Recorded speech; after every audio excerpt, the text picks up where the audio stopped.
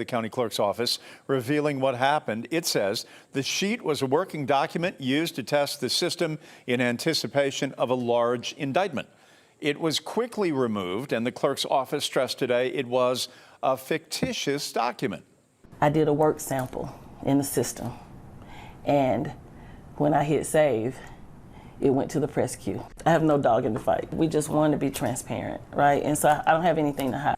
In the last half hour, Faith Jesse asked former prosecutor Robert James if he thinks this could be used by the defense.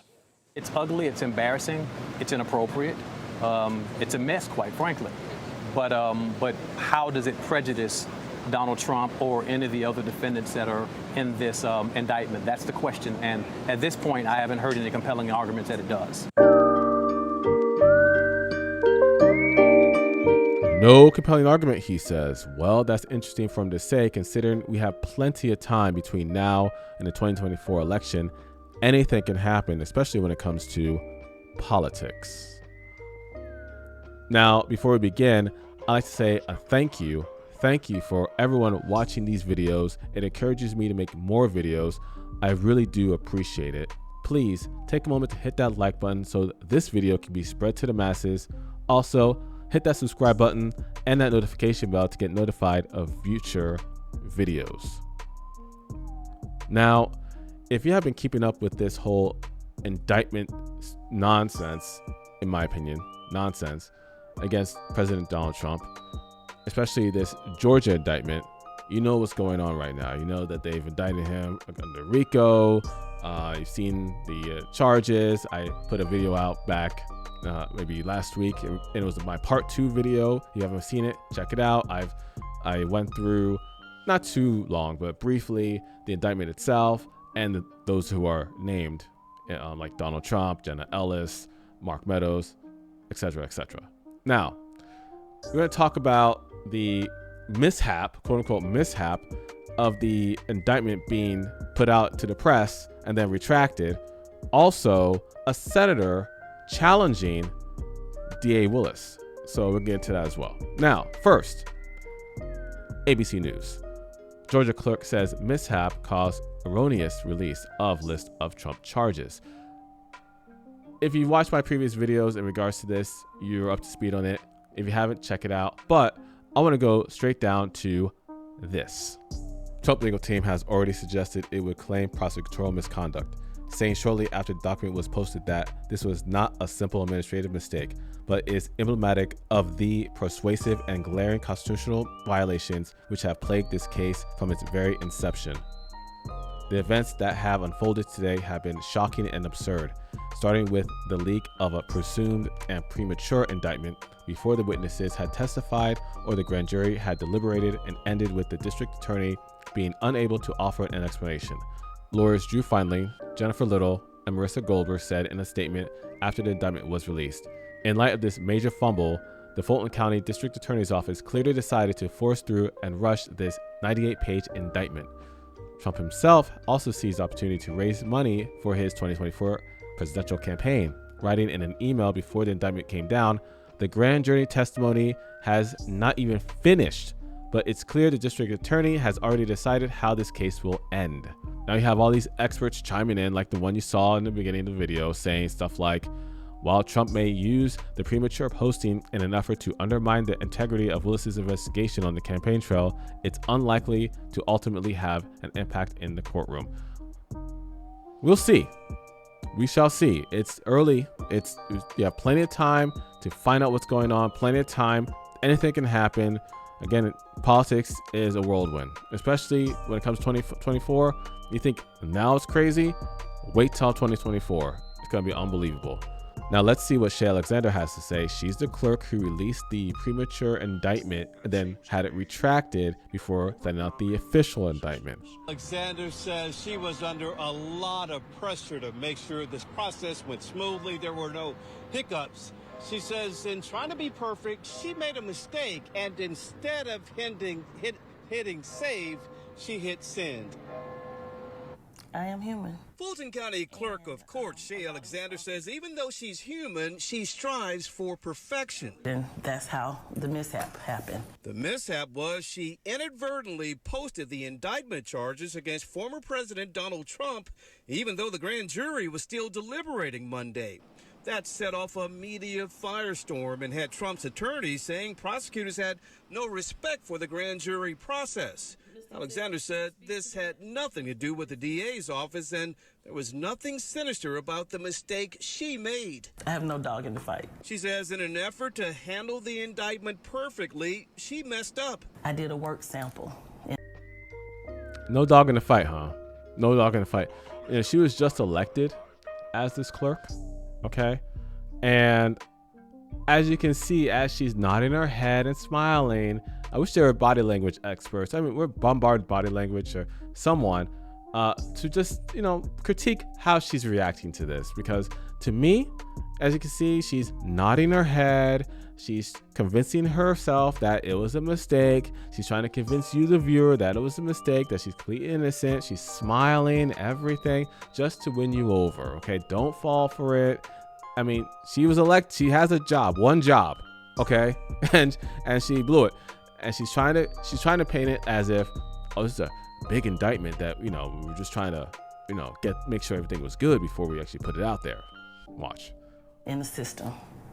And when I hit save, it went to the press queue. Some news reporters saw it before it was deleted. Alexander says what they saw was unofficial. It wasn't an official document. It wasn't official charges. It was the dry run. It was a work sample. Dry run. A dry run, huh? Really? Huh. Even though it had a case number, Alexander says it didn't have a stamp and other markings that would have made it official. I asked her why did she release a statement calling the document fictitious. That was the best word I could come up with. It was fictitious. It wasn't real. It didn't have a stamp on it. Why didn't you just say it was an error? She says fictitious was what her team came up with. We've been getting some calls. Her office. First of all, ridiculous. I mean, if fictitious, why you just say error? See, that guy just said error, you know? But she has a team that says fictitious. I mean, the guy, the reporter's in the clerk's office. Just say, oh, it was an error. Sorry. That was it. So that's all she had to do. But no. Fictitious. It had a court number and case number and everything. And there was no difference between what was released versus initially, the prematurely, versus the official indictment. So they already had it in their head that, okay, we're gonna go with this. And don't tell me that, oh no, oh, this is just an error. We're waiting. No. They knew what they were doing. Okay, they knew what they were doing. They already had it written up. Okay, the fix is in for Donald Trump, at least in Georgia. You know, they're gonna get a judge who's just gonna go with it. Again, the RICO charge, as said in my previous videos, the RICO charge is hard to dodge. It's hard to dodge. Okay, I would say that he's most likely gonna get a hit on that. If anything else, that is gonna hit him. All right, and also this office, they claimed that they were trying to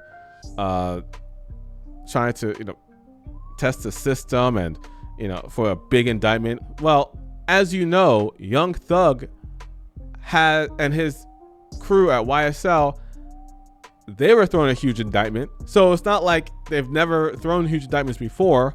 So that excuse is moot. That excuse does not make any sense. Come on. This has received calls and emails with threats. People saying, I'm coming to get you. Yeah, boo-hoo. Those threats have been forwarded to the sheriff's office. Alexander says she was under a lot of pressure to get this right. Now she says she just wants to explain. Now you see her right here. You see this photo. You see what's going on here. You see her poster in the background, big smile. Okay. This is all politics. Just like I explained in my last video with Fani Willis, it's all politics for her. All right. Fani Willis, as I explained in my last video, she, to me, wants to be governor of Georgia one day. Okay. Maybe even higher. Maybe a VP, maybe a cabinet to a future president. Who knows? Okay. But she has ambition, just like this woman right here. She knows that this is a big deal. And maybe she was pressured a little bit because this is, nation worldwide, okay? But don't get it twisted, guys, okay? She has ambition just like Fani Willis. She wants her end as much as Fani Willis will get her end, okay? Don't make no mistake.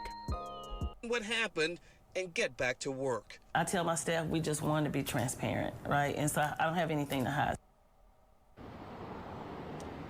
And Alexander says her mistake had no impact on the grand jury's decision. I asked her, how did she get her hands on those charges?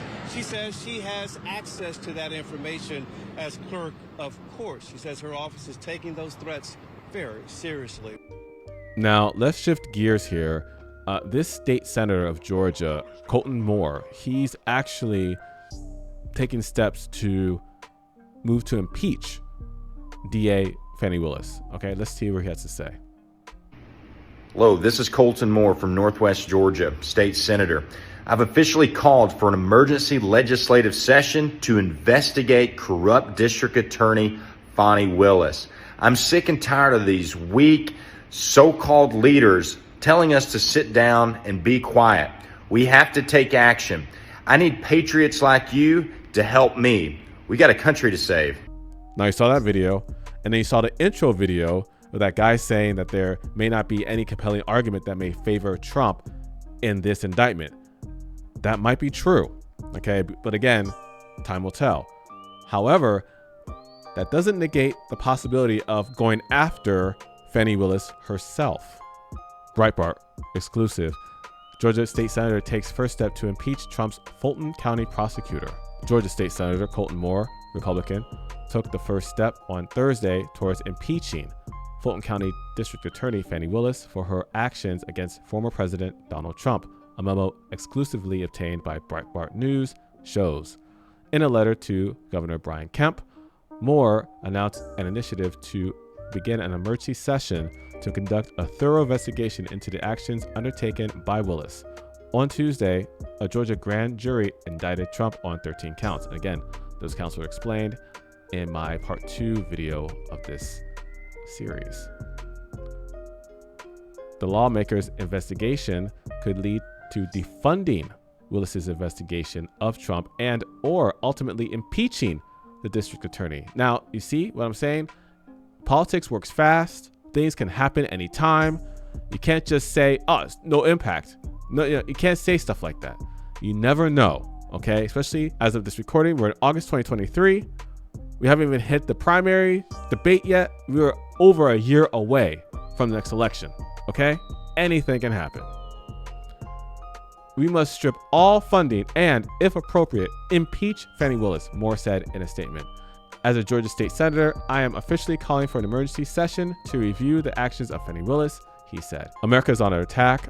I'm not going to sit back and watch as radical left prosecutors weaponize their elected offices to politically target their opponents. An emergency legislative special session can come about 2 ways in Georgia. First, the governor can call an emergency session. Second, an emergency session can be called if 3/5 of both the legislative chambers sign onto a letter to demand a review of Willis's actions. Moore's letter to Kemp, exclusively obtained by Breitbart, shows the latter tactic deployed.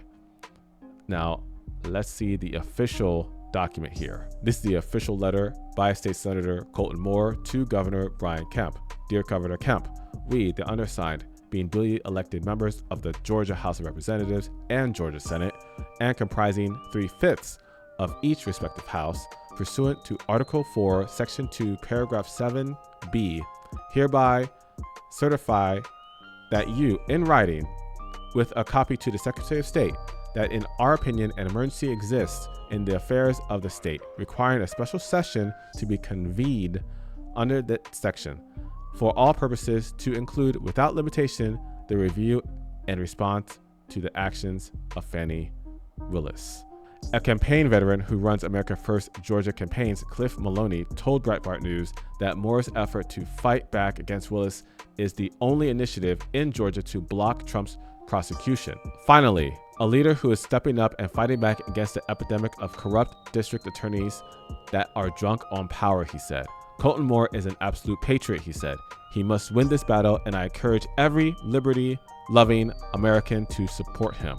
The 13 charges against Trump are serious. He faces a maximum of 76.5 years in state prison if convicted on each of the charges and if enforced consecutively.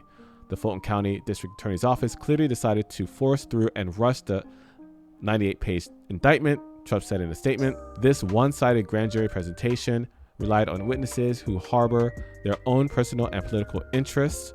Again, I have mentioned this. Fani Willis has her interests. Che Alexander, she has her interests. It's not just, oh, let's go by the letter of the law. No, this is a personal vendetta, okay? Everyone has special interest in this, all right? Someone who ran campaigns touting their efforts against the accused and or profiting from book deals and employment opportunities as a result, he said. This is where we are now, folks. This is where we are. Now, I wanted to share this to keep people abreast of what's going on. This is not just about people trying to say, oh, well, we're going to try to go, the letter of the law and, we have to follow the Constitution. No. This is lawfare, okay? Not, like warfare. This is lawfare. People using the law for their own personal interests, okay? If it can happen to President Trump, it can happen to you, okay? You, the viewer. Some of y'all probably experienced it already, okay? You probably have stories. If you have stories, put it in the comment below. Share your story. But this is what's happening right now in America, okay? It can happen to anyone. If it can happen to a former president, it can happen to anyone, you or me. Well, that's the end of this video. I hope you enjoyed it. Please leave a comment below. Tell me what you thought. What do you think about this? Do you think Trump is guilty? Do you think Trump is innocent and this whole thing's a farce? What do you think? Leave a comment below. Also, hit that like button to get this video spread to the masses, that subscribe button, and that notification bell to get notified of future videos. Until then, take care.